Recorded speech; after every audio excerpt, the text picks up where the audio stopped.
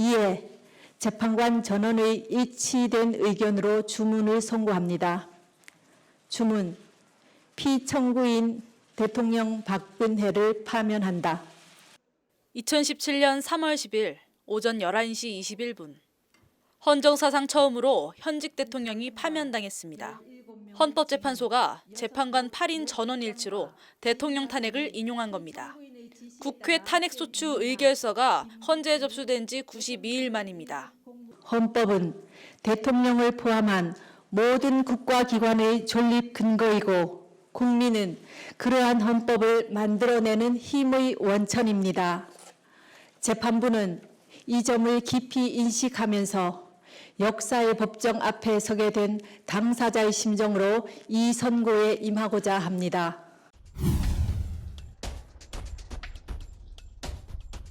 박 전 대통령을 대통령직에서 끌어내리게 만든 건 대통령의 40년지기 비선실세 최순실이었습니다. 헌재는 박 전 대통령이 안종범 전 수석 등을 시켜 대기업들이 최순실 관련 재단에 수백억 원을 지원케 한 점, 최순실이 추천한 고위공직자들이 최순실의 이권 추구를 도운 점 등 탄핵 소추 사유를 조목조목 설명하며 박 전 대통령이 최순실을 위해 권한을 남용했다고 판단했습니다. 피청구인의 행위는 최서원의 이익을 위해 대통령의 지위와 권한을 남용한 것으로서 공정한 직무 수행이라고 할 수 없으며 헌법과 국가공무원법, 공직자윤리법 등을 위배한 것입니다. 또한 재단법인 미르와 K스포츠의 설립, 최소원의 이권 개입에 직간접적으로 도움을 준 피청구인의 행위는 기업의 재산권을 침해하였을 뿐만 아니라 기업 경영의 자유를 침해한 것입니다.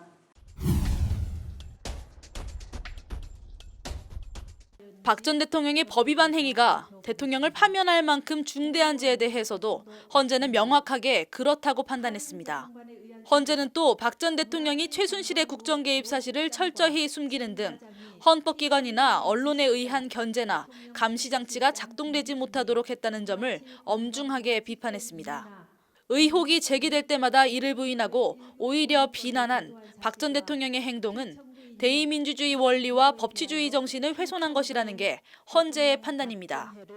헌재는 특히 박 전 대통령이 검찰과 특검 조사에 응하지 않고 청와대 압수수색도 거부한 점을 콕 집어 지적했습니다. 헌법 수호 의지가 드러나지 않았다는 겁니다. 사정기관의 수사를 피해보려던 꼼수가 스스로 박 전 대통령의 발목을 잡은 셈입니다. 결국 피청구인의 위헌 위법 행위는 국민의 신임을 배반한 것으로 헌법 수호의 관점에서 용납될 수 없는 중대한 법 위배 행위라고 보아야 합니다. 피청구인의 법 위배 행위가 헌법 질서에 미치는 부정적 영향과 파급 효과가 중대하므로 피청구인을 파면함으로써 얻는 헌법 수호의 이익이 압도적으로 크다고 할 것입니다. 보수에서 진보까지 이념도 성향도 다른 헌법재판관 8인이 전원일치로 탄핵에 찬성한 것도 눈여겨봐야 할 부분입니다. 소수 의견이 나올 경우 분란과 헌재 결정에 대한 불복종의 여지를 남기지 않으려는 고심으로 풀이됩니다. 이를 반영하듯 헌재는 오늘 선고가 국론 분열과 혼란을 종식시키고 화합과 치유의 길로 나아가는 밑거름이 되길 바란다는 메시지를 공개적으로 밝혔습니다. 대검 공안부장 출신의 엄격한 보수 인사인 안창호 재판관은 따로 보충 의견을 내서 이날 선고가 보수와 진보의 문제가 아니라는 점을 분명히 하기도 했습니다.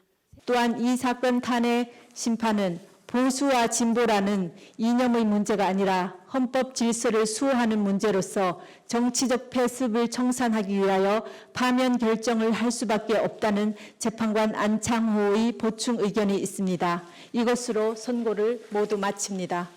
재판관 8인의 전원일치 판결에도 탄핵반대 단체나 시민들은 헌재 결정을 인정할 수 없다며 극렬하게 반발했습니다. 이들은 헌재를 박살내자 피로써 국가를 정상화시키겠다는 등의 과격한 구호와 발언을 쏟아내며 헌재 진입을 시도했고 이를 막는 경찰과 거친 몸싸움을 벌였습니다. 이 과정에 경찰이나 취재진에 대한 폭행 사태와 욕설이 난무하기도 했습니다. 충돌이 격화되면서 수십 명이 병원 응급실로 실려갔고 60대와 70대 남성 2명이 숨지는 사고까지 일어났습니다. 하지만 대부분의 시민들은 대체로 탄핵 찬반 여부를 떠나 헌재 결정이 나온 만큼 승복하고 받아들여야 한다는 태도를 보였습니다. 다른 법리사항은 제쳐두더라도 헌법적인 그런 부분이 위배됐기 때문에 탄핵을 하는 것이 맞다고 봅니다. 탄핵뿐만 아니라 이후에 이제 한국 사회에 많은 부정부패들이 그런 것들이 좀 일소되는 계기가 되었으면 좋겠고. 대통령 대리인단도 박 대통령이 파면될 사유가 있는지 의심된다며 헌재 결정에 반발하면서도 후일 엄정한 판례 평석이 이루어지기를 바란다고 말해 헌재 결정을 사실상 수용했습니다. 그때 이미 무더기로 증거 신청을 기각할 때 이미 그와 같이 결론이 이미 나와 있는 상태가 아니겠느냐. 파면된 박 전 대통령 앞엔 이제 뇌물 등 13개 혐의에 대한 검찰 수사라는 더 험난한 가시밭길이 남았습니다.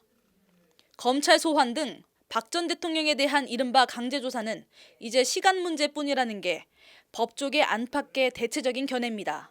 이젠 대통령이 아닌 자연인 신분으로 불소추 특권이 사라졌기 때문입니다. 검찰 입장에서도 특검의 수사 성과를 다시 넘어서야 한다는 압박과 부담이 있는 데다 더 이상 눈치를 볼 이유도 없어 적극적으로 수사에 나설 것으로 보입니다.